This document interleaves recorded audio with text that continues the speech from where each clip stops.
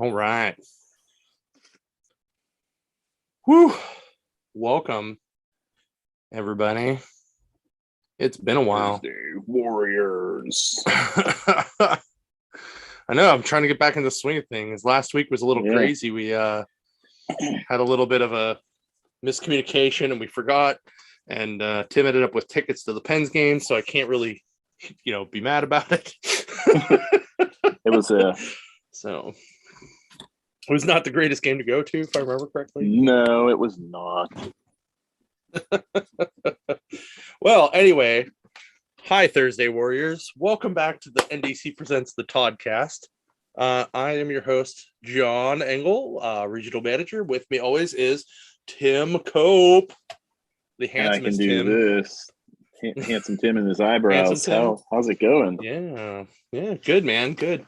Got my new little buddy here. He's being crazy. His name's Marshall. Nice. He will probably end up jumping on the screen at some point. And you got your PS4, right? I did. You got your PS4 set up. Yeah, man. I've started to play some games. I'm like 20% through Star Wars Battlefront 2, the newer one, which I still don't understand why they didn't call it Battlefront 3. It doesn't make any sense to me at all. I'm like, you already have a Battlefront 2. Yeah. What are you doing? Yeah. Battlefront 2.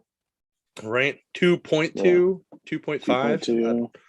I don't know, but I'm through the classic trilogy part of the campaign. So okay. So now I'm going to the next step. Good Lord, he just took off. What are you doing? Anyway. So man, so much stuff. This is something cool. So I was in Elwood the other day. And Todd goes, "Hey, I got something for you." And I'm like, "Oh God, he's gonna yell at me." Nope. he was hanging out with Pop Man, and nice. Yeah, it says "To GM John" on it, which is even cooler. That I was really surprised about. I was very thankful. That's super cool. It's gonna go on my wall at some point. Nice. That's awesome. But and then you got yelled at. And then I got yelled at for dumb things. But it worked out. It was fine. So, but other than that, like we had Thanksgiving, we had Black Friday. Thanks everybody who came out on Black Friday. Thanks everybody who came out for the Hunker Down sale. And hopefully everybody had a nice turkey coma and watched some football and the usual Thanksgiving stuff. So. I ate 25 raviolis. My mom makes those big ones like that, the big ones. Yeah. I ate 25 of them. Holy crap. I had probably like at least a full turkey leg, if not more. And dude, you got to go downstairs. And or stay right there. Or probably 5 pounds of stuffing with it, and then my mother-in-law made kielbasa with it too. Like I love kielbasa.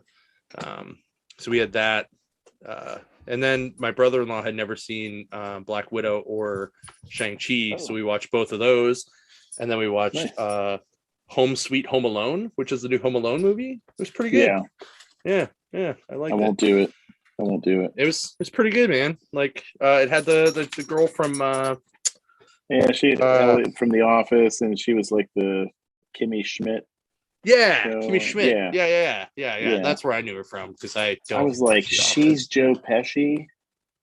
What a terrible. Not that she's not good.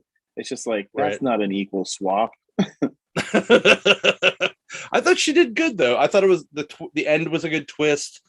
It's pretty good. And then, I ended up having to work today. So I stopped at the waterfront real quick before I came back.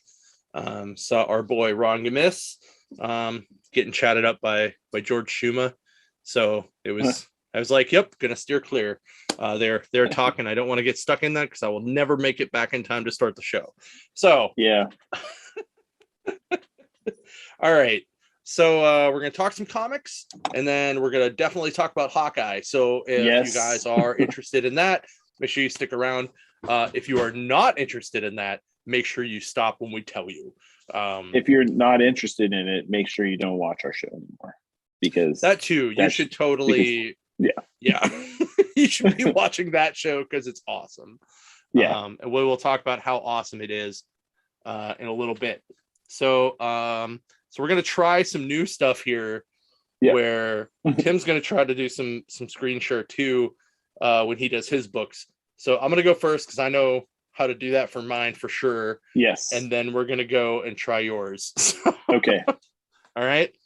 So Sounds my good. first book is Good Boy #1, by Source Point Press. This book was probably my favorite book of the week. Let's just point out the awesome cover too, because that's Nick Bradshaw, and it's disgusting. It's amazing. Oh my god, it's so good. So I met Garrett Gunn, the writer of this book, a long time ago, and I know Christina Blanche because she runs Oh Yeah Comics in there's 3 of them. She's, I think, in the Midwest one. She's also part of Comics Pro. I met Christina a couple times. She's a great lady. The art in this book is great. The story is freaking awesome.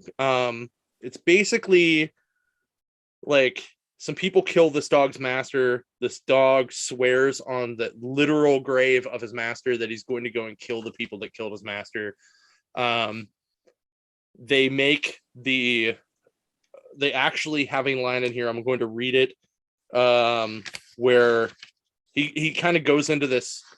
He goes into like a gas station to use the restroom, and when he comes back out, the bad guys are there and they try to beat him up, and they have this big fight in the gas station. And the girl that was out front, when she's talking to the cops afterwards, the cop says, and then the giant crazy dog assassin fought to the death. She goes, I don't know why y'all are acting so suspicious of me. You know, anthropomorphic characters exist in this literary universe. So they know they're in a comic book. They know it's like that. I was talking to Lauren up in Cranberry about this book earlier today, and when I described it, he basically just said, so it's like John Wick as a dog. It's like reverse John Wick, right? Because the master gets killed, so the dog's gonna but I was like, that's pretty fair. We'll go with that. That's a good way to describe it. I thought it was awesome. I really recommend this book to everybody, so make sure you check it out. I read the ash can. We got the ash can I think 3 months ago or something, and I read it and I was like, this book's never coming out, and it finally came out. I know it got postponed a little bit. I think it was the art, and then there were printing issues, obviously, but the guys at Source Point are awesome. They're coming to Three Rivers next year, so who knows, maybe we'll end up with a Good Boy variant. Maybe we'll have a creator there, who knows. But that'll be cool. So nice. All right, let's try this. All right, let me see here. I will preface everyone with, last time we tried this, Tim accidentally disconnected himself. So I think I got it, and I will kick him back in. It'll be fine. I grabbed my Apple Pencil to make selecting it easier, so I wouldn't have any issues. Yes. Okay. Can you see it? Here's my first book. I can. Yes. Mark Miller, not Millar. Mark Miller and Matteo Scalera's King of Spies. If you like Mark Miller's other stuff, you're going to like this one. Very good. A lot of action.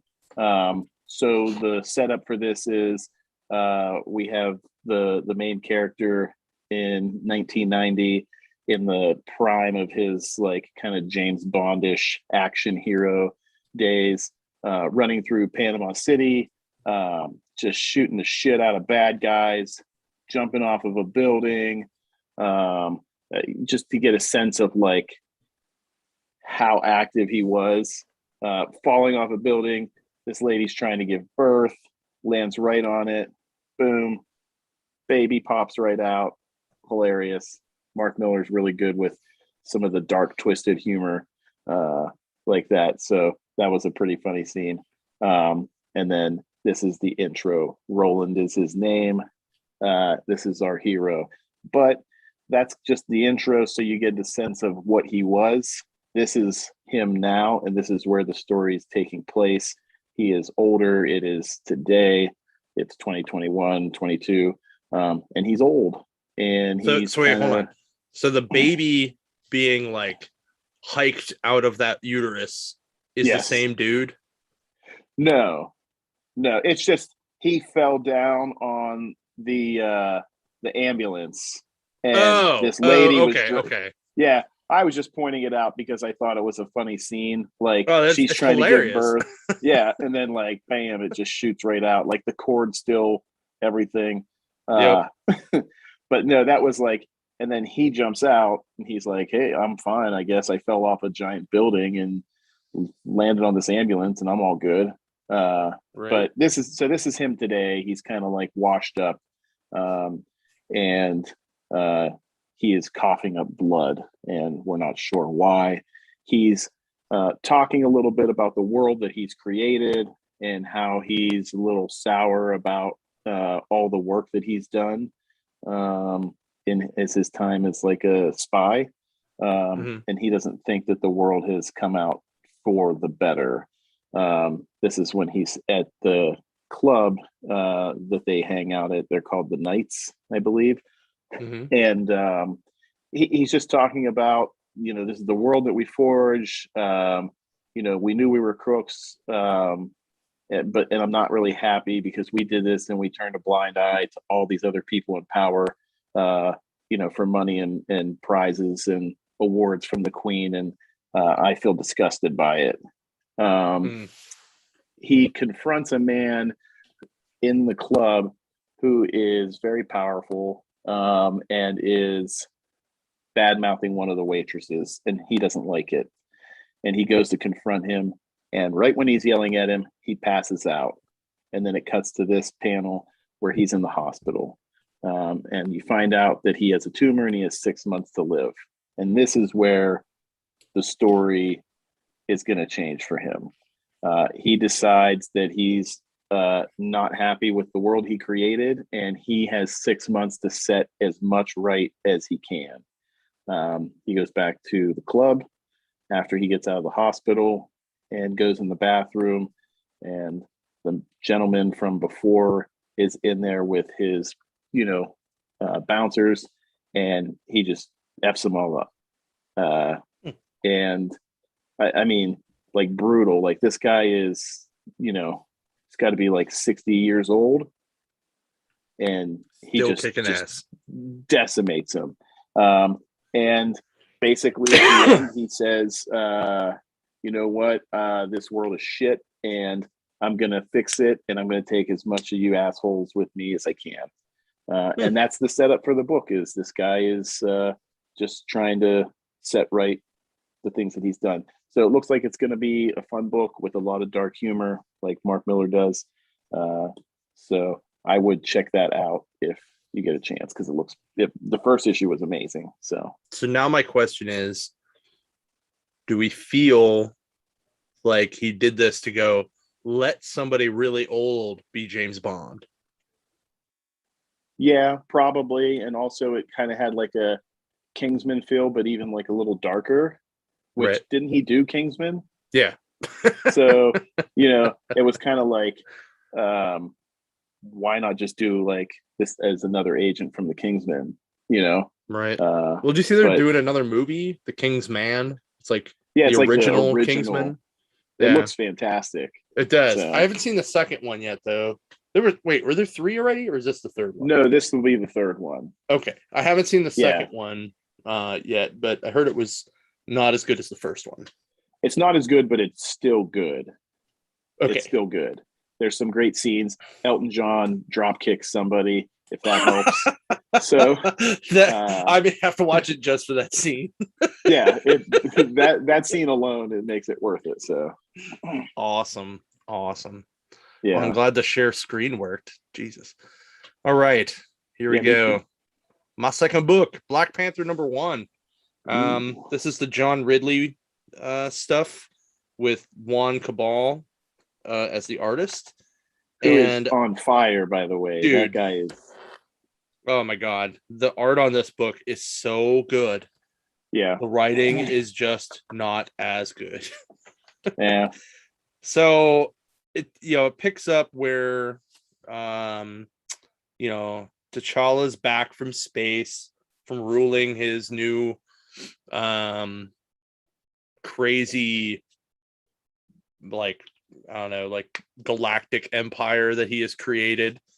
And he's fighting with the Avengers. The Avengers are like, all right, cool, you're gonna be like, a chairperson and part of the team again, right? And he's like, yeah, totally. So they do a cool fight scene at the beginning with Cap, Doctor Strange, and Thor, where they're basically fighting like weird mole creature guys, and T'Challa is just like, Strange, make a portal. There's got to be a portal. Everybody has a portal. And they're like, what makes you say there's a portal? It's like, it's either a portal or a button that shuts off everything or whatever. Like, there's always something. Just make a portal. And Doctor Strange is like, damn it, you're right. So he just makes one, and then they kick him through there. They save that. He goes back to Wakanda. Wakanda is now a democracy, but he's still the king. It's just he's not in charge anymore. Like, they actually have like a actual kind of Congress Parliament thing. It's like a whole government setup. Yeah. So he just kind of feels like out of place there, because he's just like, just do this. And they're like, no, we have to talk about it and figure it out. So he kind of gets pissed about it and leaves. And then you find out that he has had these sleeper cells all over the world because he doesn't trust anybody. And somebody found out who two of them were, and they attacked them. There's a really awesome fight scene. And then one of them ends up dying. And then so then they the other one who survives brings him to see the body. He's like, oh shit. And then he takes he goes back to Wakanda because he has to kind of figure out what to do next. So there's a scene where he goes to Shuri and he's like, hey, we need to talk. And she's like, okay. He's like, no, we need to talk. She's like, okay. So she puts this like acoustic force field around them, so no one else can hear them. And then he basically unloads all this on her, and she's like, what? Like, and he keeps talking about how to stabilize nations it requires a singular leader, and she's like, you mean a dictator? And he says, dictators don't pretend to be more than that. Democracies pretend to be free and fair when they are not. I was like, I don't really like this book, starting to get a little too political on me. So that, like, by mid book, I'm already like, meh, I don't know if I want to read the rest of this. It does kind of get a little bit better. He talks to Steve, and he kind of steps down from the Avengers because he has to figure out what he's doing with all these sleeper cell people. And the girl that survived, he kind of finds her again, and they're going to go and deal with all these other sleeper cell people.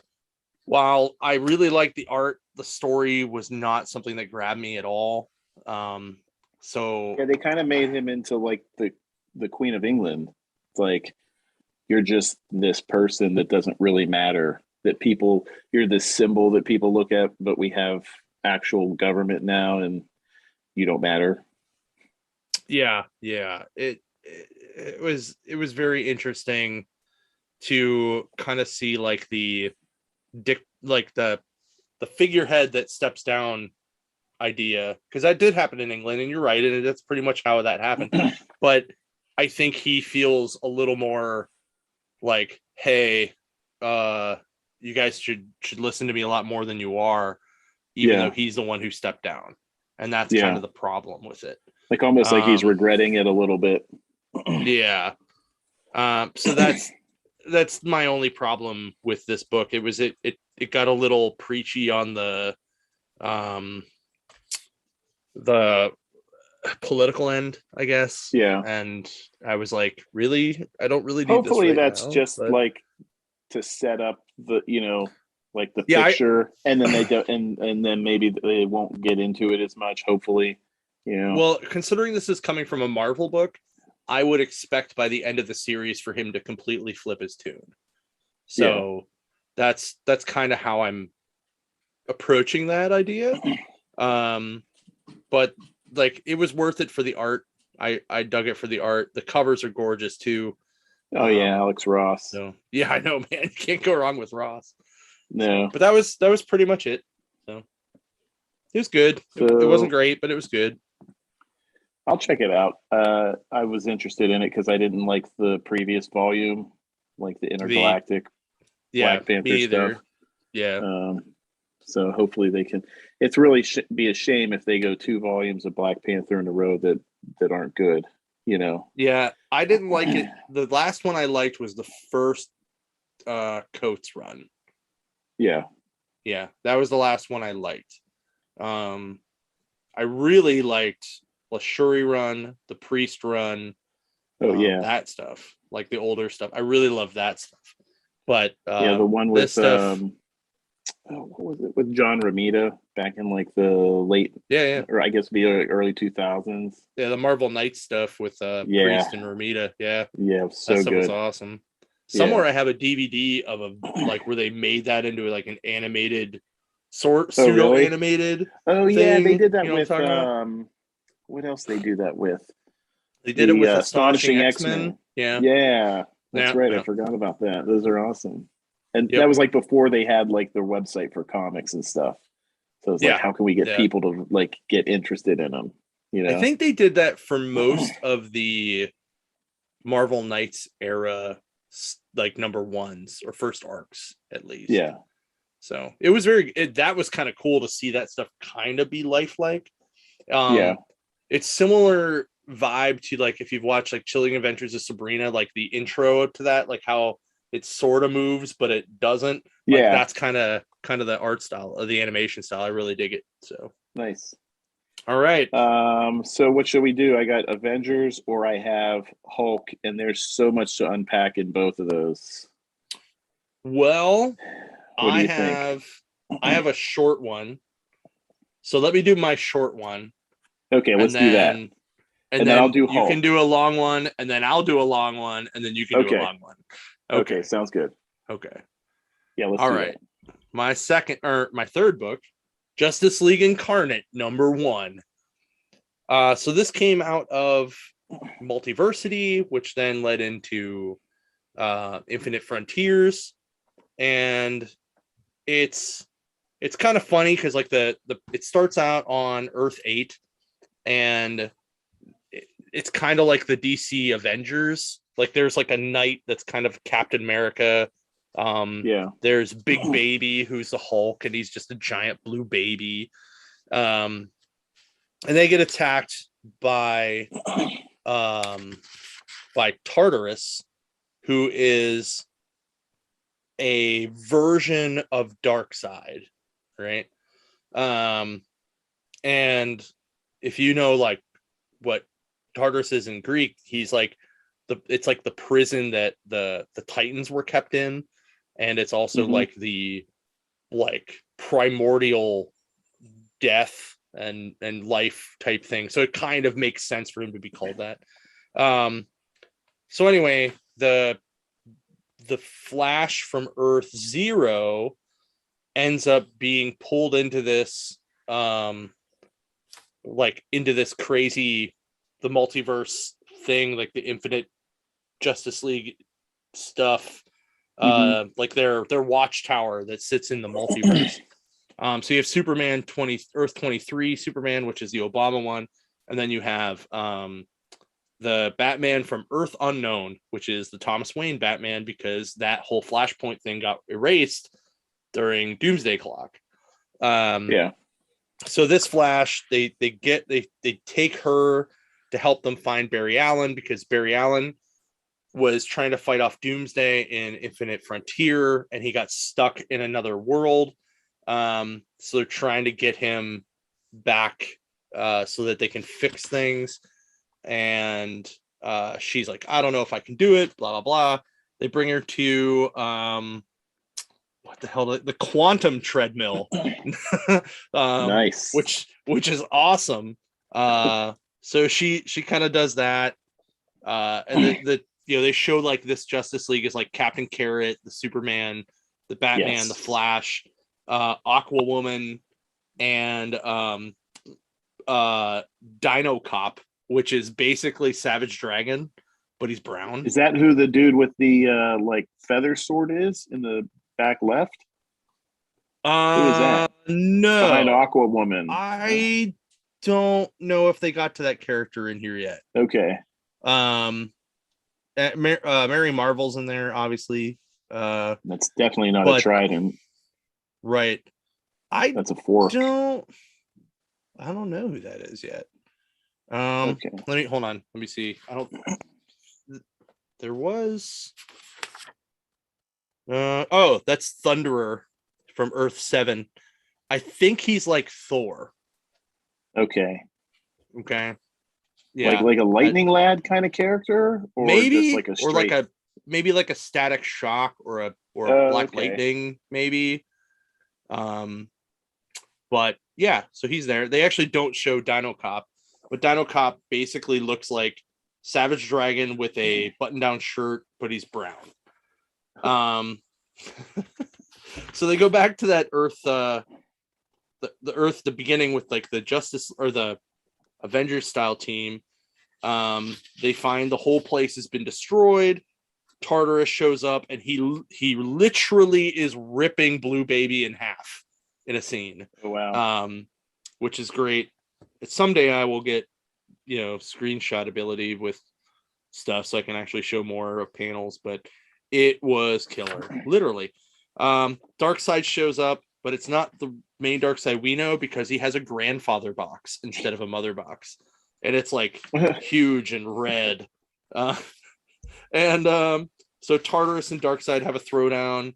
Dr. Multiverse is there, and she's the only one of her kind, but she can look at someone and see all of their different versions. So there's like a cool panel where she looks at Superman and sees all the different Supermen. So it's mostly like the throwdown between Darkseid and Tartarus from that point. Darkseid at one point snaps Tartarus's neck and like literally turns it around. It was like such a cool panel. And this is the Darkseid from the Infinite Frontier, this new version. Correct. Yeah. So then he uses his grandfather box to go and try to find Barry Allen, because they're trying to do the same thing. And Dr. Multiverse holds the portal open long enough for them to run through there. So all of them are now lost in the multiverse. And then back at the Watchtower, Aquawoman, Mary Marvel, Thunderer, and Dino Cop are there. And all of a sudden they hear a boom tube, and they're like, what the hell was that? And here it's Orion, and he's like, the only way we can save the multiverse is to make the multiverse bleed. And then you see Darkseid's army show up at it. And it's very involved. It's very good. I had a lot of fun with it. So, and I only read part of Infinite Crisis or Infinite Frontier. So I recommend people definitely checking it out. So, do you think that means there's a chance we could get a Granny Goodness box if there's a grandfather box? That would be cool. Very cool. Yeah. I don't know. I think it's kind of cool. It's also a 5-part series, so you can get into it very quickly, and it's not going to run too long. Nice. I've liked these kind of weird multiverse mini series they've been doing. I think they're fun. So yeah. Well, I think I'll do Hulk, because I was really into Immortal Hulk, and this is the new the new Hulk, and this is the Donny Cates Hulk. So I will preface I've not read this yet. So if there's a lot to unpack and it sucks, I'm gonna be really mad. There's a lot to unpack and it's actually really cool. So okay. Now is it cool because you're like a Donny Cates fanboy, or is it cool because it's actually good? It's cool because it's actually good, and they're doing something I think a little different. I mean, we've seen the thing with evil Bruce Banner before, you know what I mean, where Bruce is bad. This is on a different level, and Donny Cates is really good at grabbing on the stuff that has been done in the past and playing off of that. And I feel like that's out of respect for what other people have done. But you can see at the bottom, it's what if the Hulk exists to protect us from Banner? So the way this starts out is you see the Hulk and he's just banging on this door and he's talking. He's banging on the door and they're talking about the rage of the Hulk. And what if none of those things are reasons why the Hulk is here? What if the Hulk is here to protect us from Bruce Banner? And then you see this other side of the door, and there's Bruce Banner, and he's in this kind of like, I don't know, like this captain's area. You'll see later where he has a chair that he sits in. It's almost like a Star Trek kind of captain's chair. But he's having this conversation with Betty, and she's like, "What are you doing?" And he's like, "You don't need to be here right now." And she's like, "You can't keep, the Hulk locked away. You can't do that. It's not going to play out well for you." And she says, "You can't blame yourself for what happened in El Paso." And it's one of those things where like, we don't know what happened in El Paso yet. So there's something that happened and they're going to eventually let us know what it is. But he's having this conversation and he's legitimately scared because he's like, look, eventually I'm going to go away. I'm going to go to sleep and I'm not going to wake up. The Hulk's going to take over. And he's like, because the Hulk's immortal and I'm not.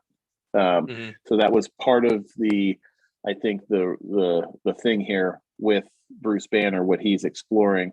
It cuts to I'm sorry, let me say this too. He then yells at Betty. They have a fight and he yells at her to leave, and it's just Betty in his mind. So he's literally fighting with the idea of what he thinks Betty would say to him, which is why she looked like that and not like the Harpy Betty that we know. Right. So it cuts to this scene, and it's Avengers Tower, and all the Avengers are there, and they're discussing the Hulk. And Spider-Man's like, "Is anybody confused about like what's going on right now?" And Doctor Strange starts to break it down, and he's like, "This is really dangerous territory that we're getting into with Bruce, because he's done something that I don't even think I can do. He has taken his psyche and he has split it up into 3 parts." Right, which we found out at the end of Immortal Hulk, correct? Yes. And so he's taken it and he's split it into 3 parts, and he has built this psychic defense network that not even the strongest telepath in the world can get through. Emma Frost can't get through it. Professor X, Jean Grey, Hope, none of them. And he says, and he turned it into a starship. And what you see here is the Hulk with this gear on that Bruce stole from AIM. And he doesn't mean starship like in a literal sense. He just means it more like he is piloting the Hulk. And he is using those 3 things as different parts of this Hulk that he's controlling as his, so-called starship. But you see him fighting here with a Hulkbuster. Really cool scene where all these Hulkbusters, there's 4 of them that gang up on him, and they're no match for him. He takes them all down. One of them shoots out this nanite level adamantium, and it ties his arm down, and it's basically it enters your skin and it grabs onto all the cells, and then it forms whatever form that the person that is controlling it wants. So they use it as a cage to kind of lock the Hulk's arm down, and that's when you find out what's really going on here with the Hulk in that door. This Hulk that's at the door isn't actually the physical Hulk. This is his like psyche, and Bruce has locked it away, and now he controls it. So what he does is he needs more rage, as you could see where he's using like the lever to kind of increase the rage, and he antagonizes the Hulk on the other side to get the Hulk angrier. So then he can then control this, the Hulk that he's piloting. And so it's like a psychic danger room. It's like a psychic Pacific Rim. Okay. So the Hulk, so he's in there, he's piloting the Hulk, and he breaks through, and he comes to this. He's like, "This is what I want. This is what you built." Tony Stark, since he's the futurist, he has built this giant celestial killing armor, and that all stems out of what happened with King in Black, because the world was taken over, and he doesn't want to see that happen again. So he built this giant armor that has a portal in the chest where the reactor would normally be, so that if this would happen again at like a null size event, Iron Man could get everybody on Earth off of the planet and somewhere else. Oh, that's cool. Yeah. So the Hulk wants it, and he basically beats the shit out of Iron Man, and Iron Man's like, "Don't go through there. Like, you don't know what's going to happen if you go through there." And he's like, "I don't care." He's like, "I'm trying to progress as a scientist, and this is something that I want." He's like, "So I'm done caring about what you want." And he walks through, and he says that he's done being controlled by the Hulk's rage. He is now fueled by it. And that's the interesting part. Is like, the Hulk that we're going to see in this isn't going to be like the crazy monster. This is just going to be Bruce controlling, like remote control piloting the Hulk's body, but using the rage as like a power source. And I thought that was pretty interesting. It is pretty cool. So it's one of those things where like I always give Donny Cates like the first arc in something.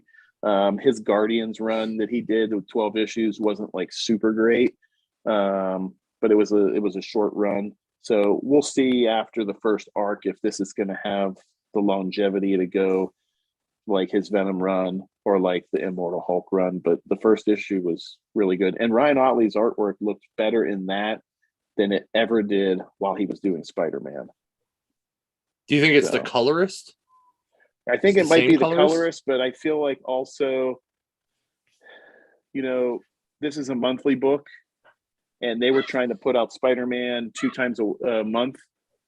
So you feel like it was a little rushed? I feel like it was probably rushed, because we're seeing that now with the stuff that's going on now, where they're doing 3 issues a month. And, last week or 2 weeks ago when I did the one Spider-Man book, Sarah Pacelli's art looked awful. And we don't know her art to be bad, Right. So yeah, I think that's probably what it was, but it looks fantastic in this. So cool. All right. Plowing Carl through. said it sounds confusing, and I'm like, if that's what you got from that, then congratulations, you get the Hulk. Yeah, I think if you at least probably read the last arc of Immortal Hulk, it might help, right? At least the last arc. Yeah, well, even like the Peter David stuff was, that's a lot of like psychology stuff, and it's always was a little confusing because there's things that are like left to interpretation at times. Right. So that was the best Hulk. So yeah, absolutely. That's why Immortal Hulk was so great, because it played off of that. Yeah. So all right, my last book, bam, Wonder Woman Historia, the Amazons. That's gorgeous. So This book is written by Kelly Sue DeConnick, and the art is by Phil Jimenez, and it is amazing. This book, if it were, first off, this book is in the giant black label size, like the magazine size. If it wasn't, it would not be as good because the art is huge. And it's all over the place. Like literally, it's all over every single page.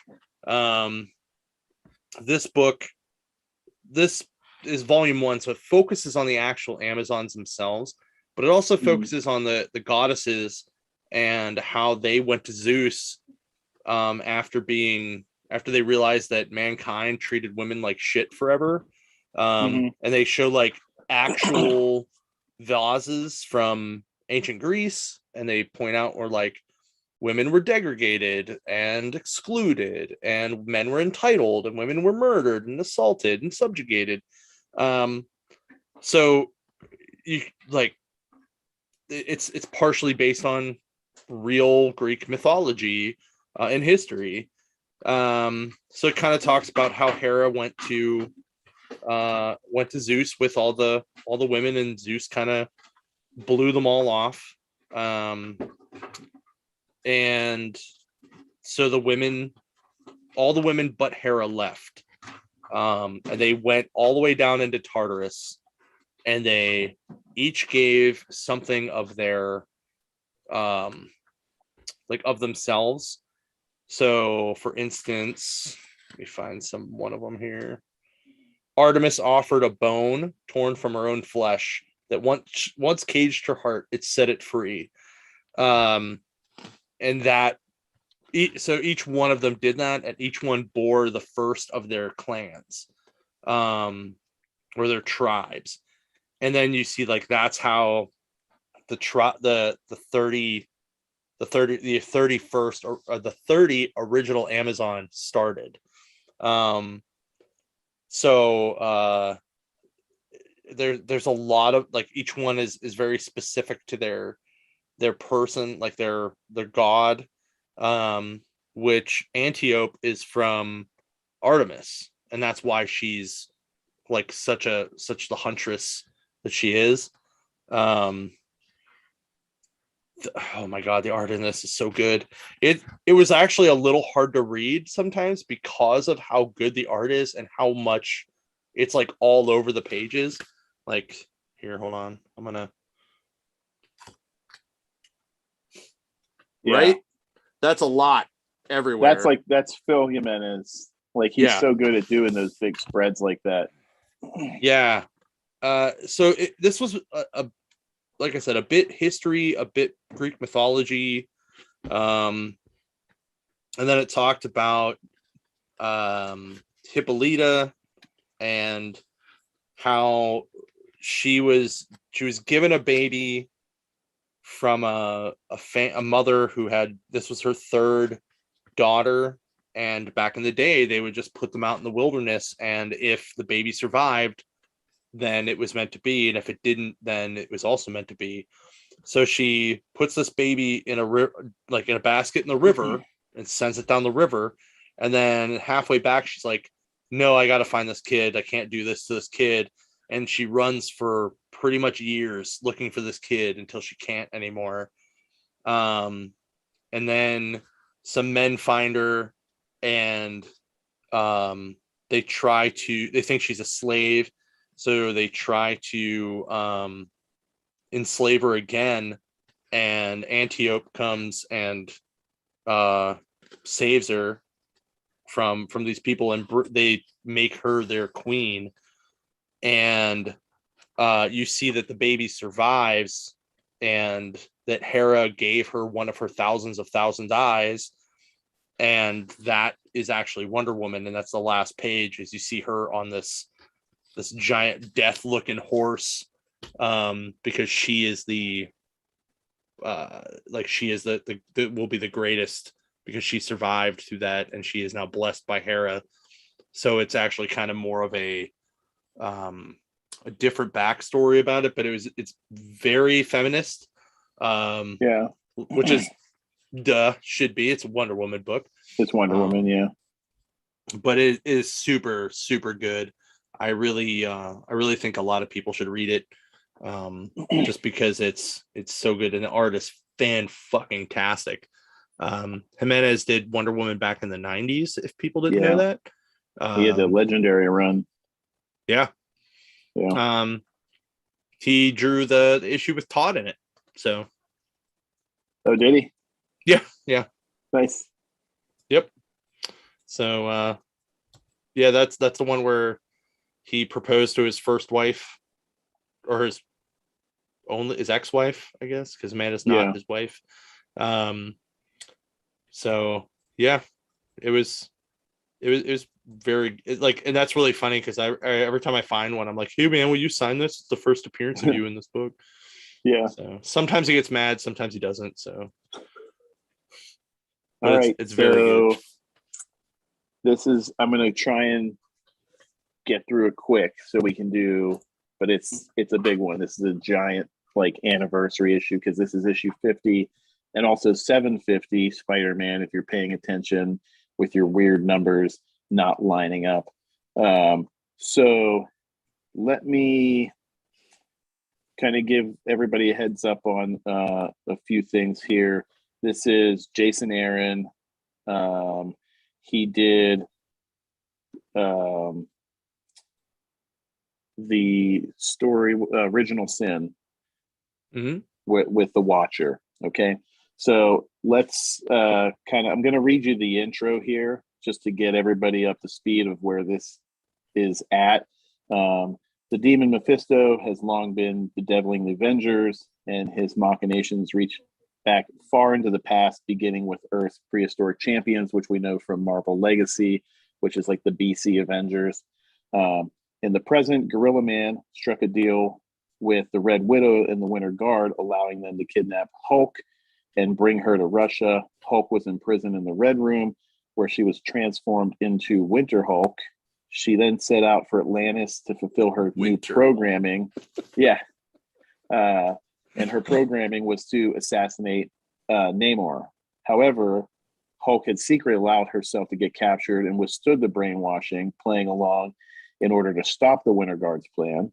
Rather than kill Namor, Winter Hulk defeated the Red Widow and then sought to defuse the gamma bomb Widow planted before it detonated. So that's our setup. Okay. That's our setup. Is that in that Winter Guard book at all by chance? Do you know? It is the storyline that they did right before this. So I don't know if it is in the Winter Guard miniseries that you're talking about. Yeah, that's what I'm asking. I don't know for sure. Damn, I guess that means I'm going to actually have to read it and find out. Okay. Let me grab these pictures because there's so much, and I will try to move. There are things in here you're not even going to understand. It's going to be crazy. Jason Aaron, he just loved his Thor run. So he just made Donny Cates look like he wasn't creative. Well, I mean, I think those two guys in general are probably two of the better writers Marvel has had in the last 10 years. Oh, absolutely. So, yeah. Okay, so it starts out. Here we go. We've got the orb, and he shows up in these people's house. He's like, hey, I see everything, and I see that you guys fight and yell all the time. I've got a lot of stuff, and I've got places I need to be. So I'm going to need you guys to just go ahead and kill each other tonight, because that's where it eventually goes. Because I got to get going. And I'm like, what a fun way to start off the book. Wow. So next, it's just this book jumps a lot. So you get to Khazar, and he has this time knife, and he has been cast back into the past because the Avengers want him to look into the past Avengers that I don't remember how they come across them existing, but that's what he's doing. When he comes along and baby or child Thanos, teen Thanos, whatever we want to call him, shows up and was like, hey, what's up? You're a time traveler. I hate the Avengers. Tinos. I hate, yeah, Tinos. Let's call him that. He's like, I hate the Avengers. I hate Earth. I'm going to kill you guys. I'm going to kill everybody.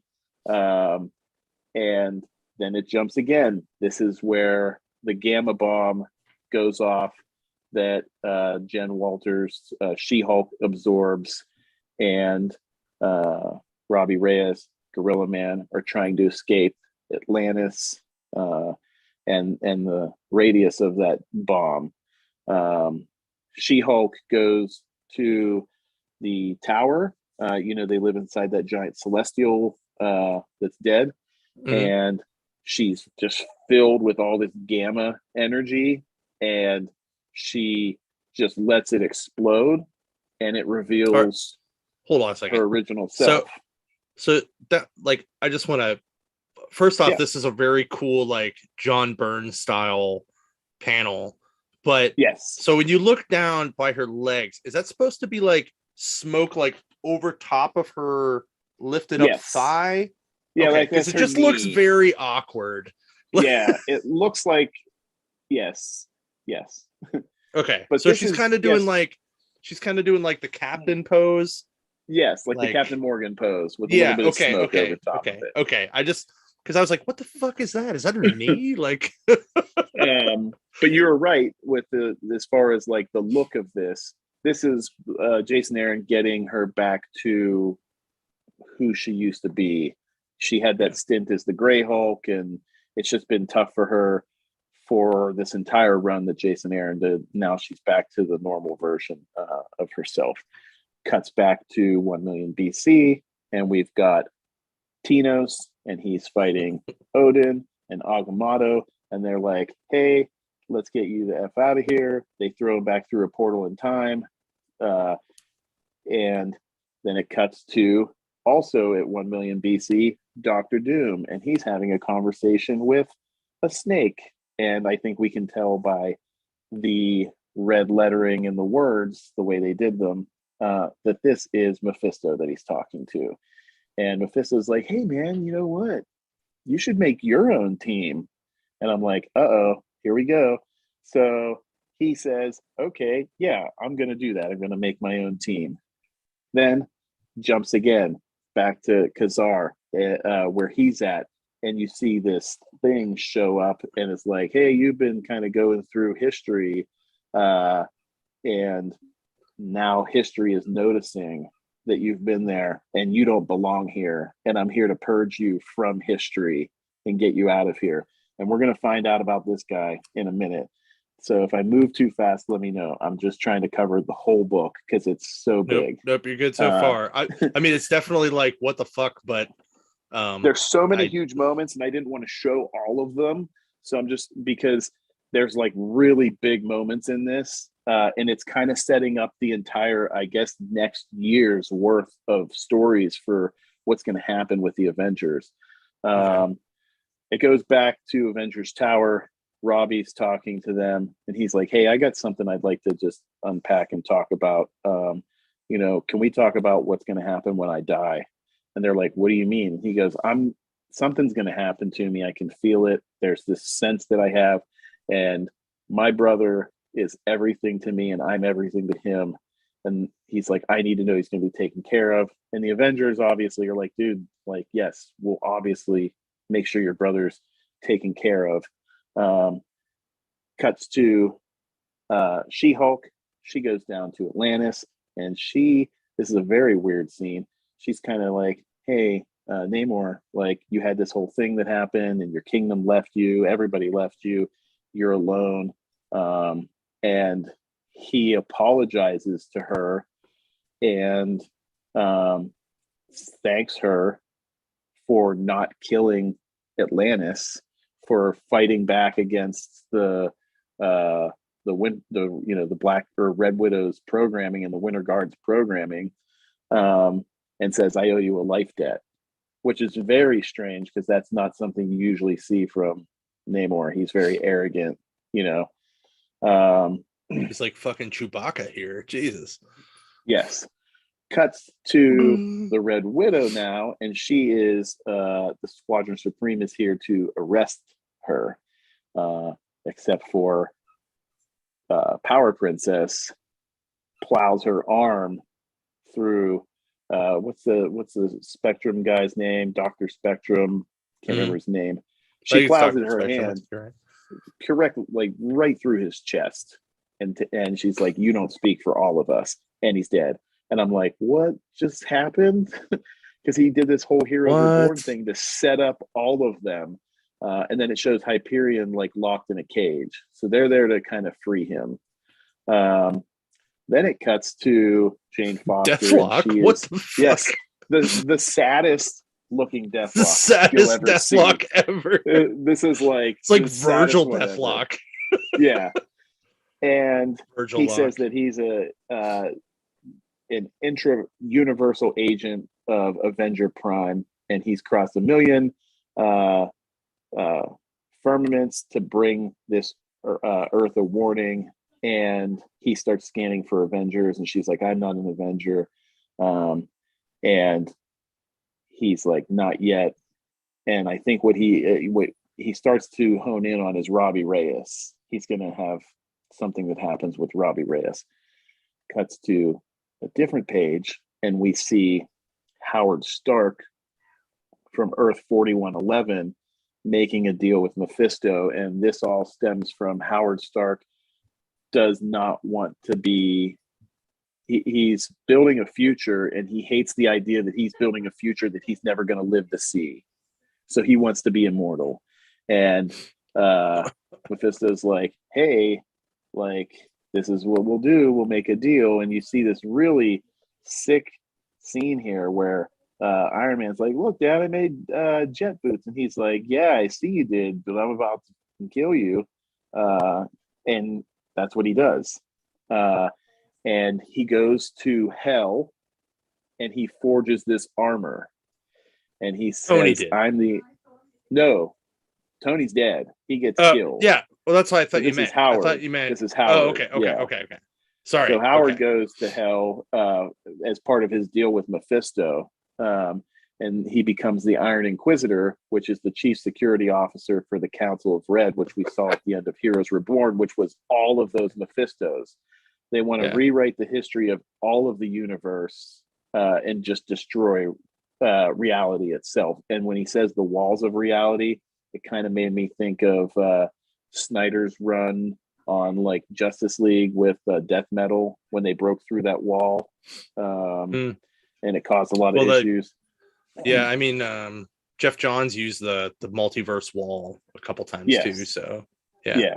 So it kind of reminds me of that. It cuts back to Khazar, and he's like, "Hey, like, what am I doing here? Why would time just drop me here and leave me here?" And then he's like, "Oh, maybe it's because of this." And it's Galactus, and he jumps over to attack Galactus. End scene. So wait, go back to that Galactus scene for a second. Yep. So at first glance, very quickly, I thought you were going to say he walked in on Galactus jerking off. I'm just saying, from the scene. No, like it does look like that. He looks like he's using some kind of like Galactus fleshlight of some sort. Yes, that's I was like, what is going on in this scene? All right, continue on. Okay. So the next page just kind of introduces the new Masters of Evil. So we've got Killmonger, and he's inside the suit. This is the Dark Phoenix and her beast. You've got the Ghost Goblin, and this Doom is called Supreme Doom. He is the Doom that is better than all the other Dooms. He is the Doom of Dooms, right? Okay. You've got Red Skull in his symbiote. Cuts back to Deathlock, and he locks on and finds Robbie Reyes. And then Robbie's head starts to just burn. He's going nuts, and he gets teleported away, and he ends up on this Earth. And Deathlock's like, "Look, you're kind of the key to this whole thing. Like, there's something that's happening. There's this Supreme Doom, and he's collected this new Masters of Evil, which is all these terrible versions of hero or villains throughout time. And as they're talking, they get attacked by these evil war machines. And this was just a sick panel by Aaron Cooter, that just them fighting. From there, it cuts back to the Masters of Evil, and they kind of, the orb shows up, and he's like, "Hey, what's up?" And they're like, "What's going on with you?" And he's like, "No, like I'm here, like because I know what's going to happen with you guys, and I can't wait to watch it." Like he's like, and he starts introducing. He's Dark or Doom Supreme, Dark Phoenix and her Berserker, Young Thanos, Killmonger, Ghost Goblin, Venom the Black Skull, and it's kind of like his introduction formally for the readers to everybody. He's like, I can't wait to see who you guys are going to kill next. And Doom blasts a hole in the orb's chest, and then takes the Watcher's eye and absorbs it. And oh no. And then the orb is laying on the ground dying, and he's like, "Hey, Mom, I'm finally doing it. I'm doing what you always wanted. I'm dying." And he goes, It's awful. Weird. Yeah, he goes, weird. I feel like I should have saw this coming. And then it shows this shot, and it says, Doom says, "Let us begin." And you see that they're already there. So they have made their way to Earth 616. Outside of the Avengers location. And then it cuts to this amazing scene where Galactus ends up making Khazar a herald for him. Oh, God. And Khazar kind of goes with it because he's hoping it'll help him get through time to where he needs to get back to. And then the last panel, which is setting up an amazing story called The Two Worthies. You see this young kid being attacked by the Brood, and Thor comes in to help rescue him and says, "Hey, you know what? You can't lift that hammer because you're not worthy of it." He's like, "But don't worry." He's like, "You might be worthy of something one day. You'll find your weapon." And he goes, "What's your name?" And then he says, "My name's Arthur." Oh. And I'm like, they're gonna do a King Arthur meets Thor. I think that's kind of badass. So that's the whole issue. Holy shit. That is a lot of stuff, dude. Yeah, that's a ton. I mean, I had a neck cramp just from doing it, from talking about it. Jesus. Yeah, there's a lot of stuff in there. It was a fantastic issue with just like a shitload of stuff. Like I had to read it twice just to like kind of make sure I'm not missing anything because it's a big one. So yeah. Well, it is in my very large stack of stuff to read. Ooh. So, but that's crazy. All right. Now it's time, people. Spoilers ahead, because we're going to talk about all 3 episodes. So if you haven't watched it, GTFO. We're going to watch about some Hawkeyes. Yes. So how do you want to do this? Do you want to like just like freaking talk about it, or you want to like start with episode 1? Okay, so I'll say it like this. So the first episode, I'm glad the first 2 episodes released at the same time. Yeah. Because the first episode, I was like, I don't really know if I'm gonna like this, because it didn't really have it didn't seem to latch onto any kind of vibe yet in the first episode. It was really kind of all over the place. And then the second episode really solidified the tone of the show more, in my opinion. It definitely has a lot of Matt Fraction humor in it, which is great. Yep. I like how they're I like how they're sharing the screen time with each hero. I really think it kind of really hit a good beat on the 3rd episode when they're doing the escape from the bros. Mm-hmm. But I mean, you have a lot of Kate stuff, you have a lot of Clint stuff, you have a lot of that Matt Fraction run, because the Tracksuit Mafia is a big part of that. Well, and to tie it into to take that Fraction story and then to try to find a way to tie that into the current cinematic universe without losing the magic of that run, and to tie it all around that the Ronin suit, I thought was just, it was like fell in their lap almost. Like it was perfect. I like that they tie the swordsman in. Yes. I like that. I like the swap of Madame Mask for Echo. I thought that made more sense. And I is it bad that I just want to see grills on the roof of a building grilling? That's all I want to see him do at some point before the end of this season. Well, the scene with so like I guess the start would be like, Kate, you see her when she's younger, and there's the attack on New York. And I thought that was a fantastic way for motivation for her to want to be great, Yeah, I thought it was a good way for her to kind of idolize Hawkeye too, like to kind of show that that's where the end game for her was to be like that.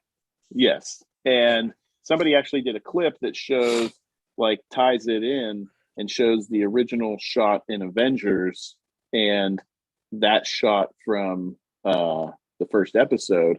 And you can see, Hawkeye in Avengers, and he's shooting and doing all that stuff. And when he jumps off the building, you see her building, and there's a window that's blown out. And you're just like, oh my God, that's how detailed Marvel is. They're like, we need to make sure that this is all linked together properly.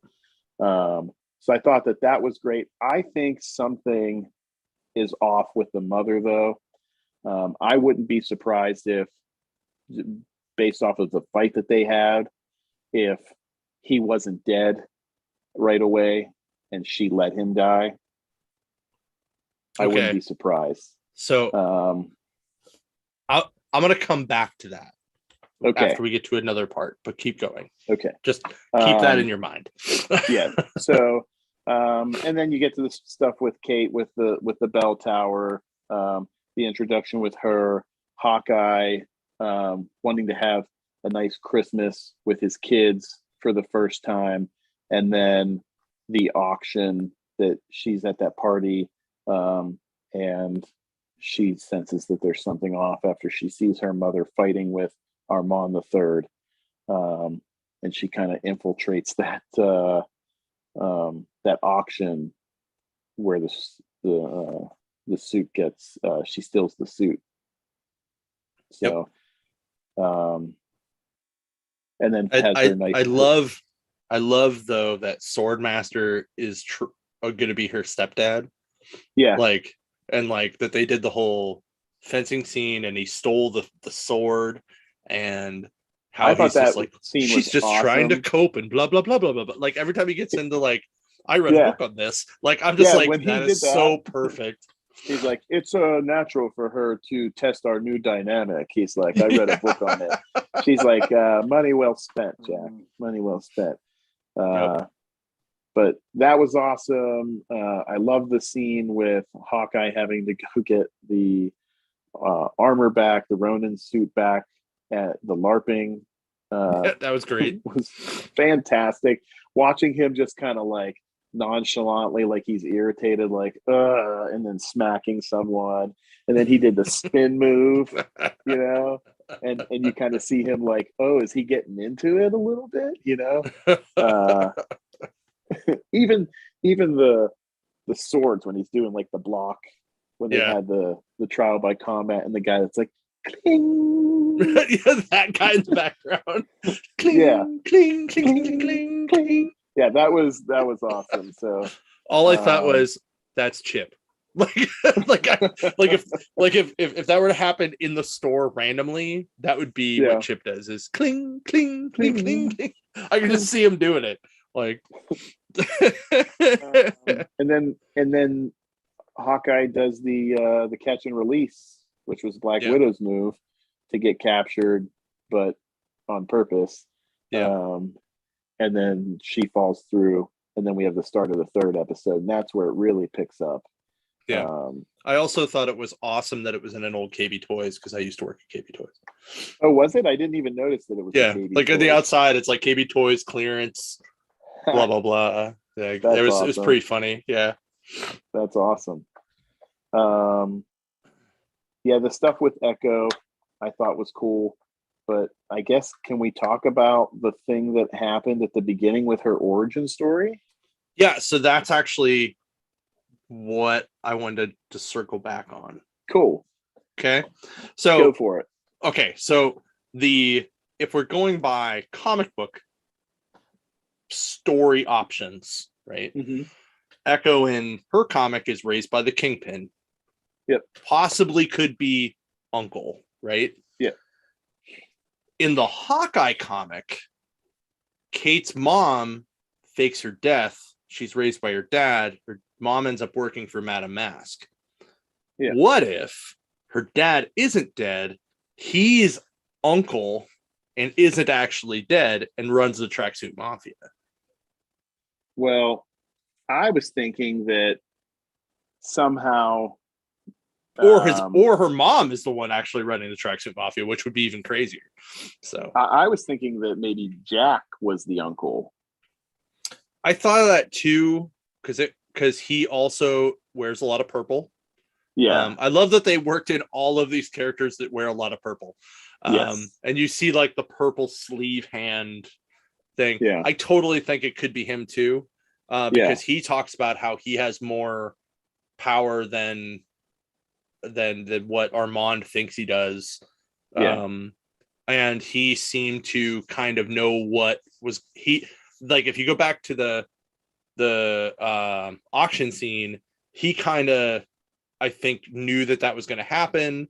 Yeah. He kind of knew what was going on through the whole thing. And I'm just curious about what the watch has to do with it. So, the watch is curious, but like it does seem like maybe he did have something to do with that because one, he's out of range of the blast and doesn't get hurt. Right. And two, he even says he's like about inheriting the money, So there's definitely something there, but we should probably also talk about, did you catch the cameo in which one? episode 3? Kingpin. That is actually in it, or just his hand? That is hand. Yeah, well, that's what I'm saying. That hand could be anybody. That could be. I think it's Kingpin because a scene later, it's 1 or 2 scenes later, when they go back to the automotive place. I'm sitting here. I'm like, it's Kingpin. Oh my god! It sounded, the little laugh. It sounded like D'Onofrio. I'm like, that's got to be him. In the first 2 seasons on the Netflix one, he wore black. It wasn't until the 3rd season when he switched over to white. And then they get to the automotive place where the tracksuit's hanging out, and it's called Fat Man Automotive. And I'm like, it's Kingpin. It's Kingpin. Maybe. I feel like it's Kingpin. And it might not ever play out in the rest of this show. It might be something for the Echo show. You know what I mean? Right. But I think that's Kingpin, that we're going to find out that was Kingpin. And it might come to what you were saying, that Kingpin's uncle, or, something along those lines. So. Right. Yeah. Well, I guess we'll see next week. So. Yeah. It's been good so far. Make sure you guys check it out on Disney Plus. It's a good time. I loved it. I watched like every episode twice so far. Same.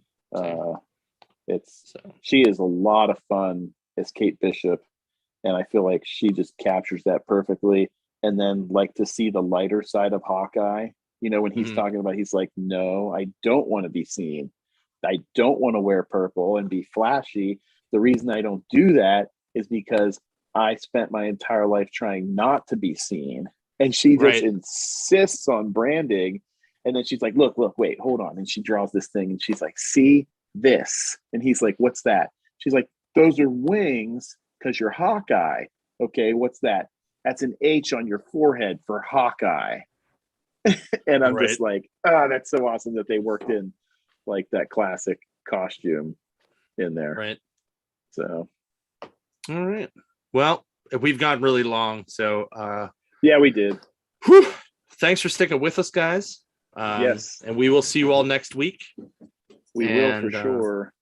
Make sure you guys stop by to pick up some holiday sweet gifts at your local NDC or your local comic shop in general. Yeah. And yeah, that's about it. I'm kind of wiped. So yeah, me too. Thanks for sticking it out with us, Thursday Warriors. Yeah, guys. Appreciate it. Thanks for liking and sharing and commenting and helping us grow that pool. So yeah, we'll see everybody next week. And